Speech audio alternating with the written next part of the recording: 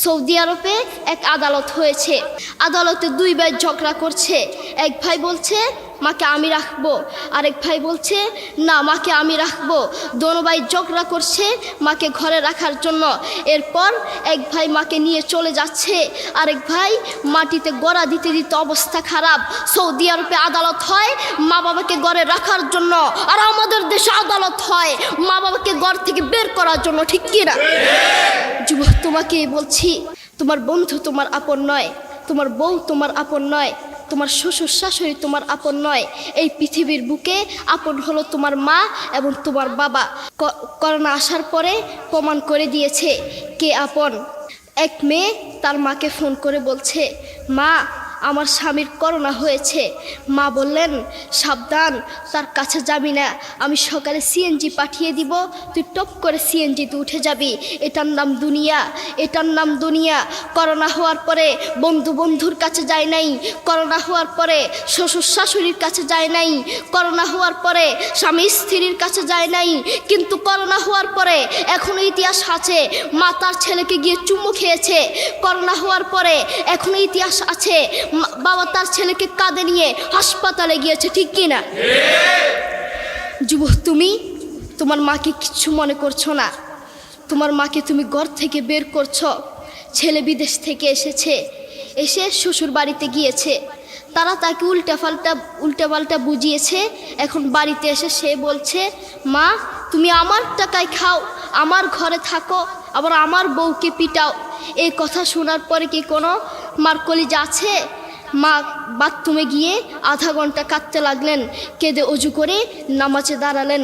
নামাজ পড়ে আল্লাহর কাছে বলতে লাগলেন, আল্লাহ তুমি আমার মার উপর রাগ করিও না, আমার ছেলের উপর রাগ করিও না, ও ভুল করেছে, তুমি আমার ছেলের উপর রাগ করিও না, আমি আমার ছেলেকে বুঝাবো।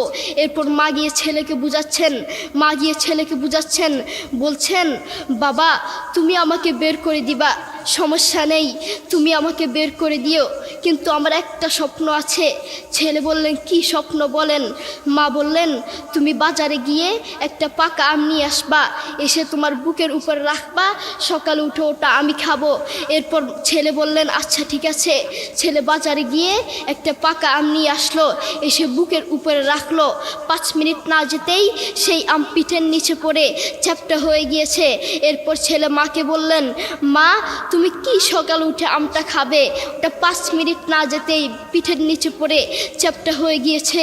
এরপর মা চোখের পানি ছেড়ে বলল, বাবা আমি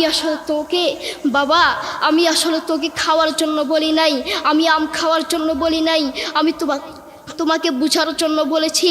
তুমি আজ একটা রাত এই আমটা রাখতে পারো নাই, আমটা বুকের উপর রাখতে পারো নাই, আর আমি সেই তোমার দুঃখিনী মা যে 1 বছর 2 বছর নয় 3 বছর নয় পাক্কা 5টা বছর এভাবে তোমাকে রেখেছি। আমিও যদি তোমার মতো এভাবে ঘুমাতাম, তুমিও তো আমার পিঠের নিচে পড়ে চ্যাপ্টা হয়ে যেতা। এরপর ছেলে চোখের পানি ছেড়ে বলল, মা আসলে আমি বুঝতে পারি নাই তুমি কি জিনিস আসলে আমি বুঝতে পারি নাই। সৌদি আরবে এক আদালত হয়েছে। আদালতে দুই ভাই ঝগড়া করছে। এক ভাই বলছে মাকে আমি রাখবো, আরেক ভাই বলছে না মাকে আমি রাখবো। দোনো ভাই ঝগড়া করছে মাকে ঘরে রাখার জন্য।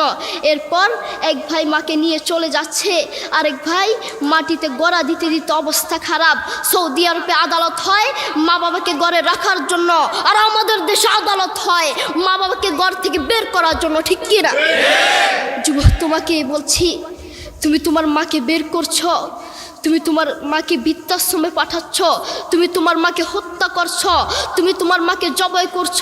তোমার মতো নাফরমান এই বাংলার জমিনে আরেকটাও হতে পারে না, ঠিক কিনা? যুবক, তোমাকে বলছি, তুমি জানো তোমার মা কি জিনিস? তুমি ছোট ছিলে তো বুঝতা না।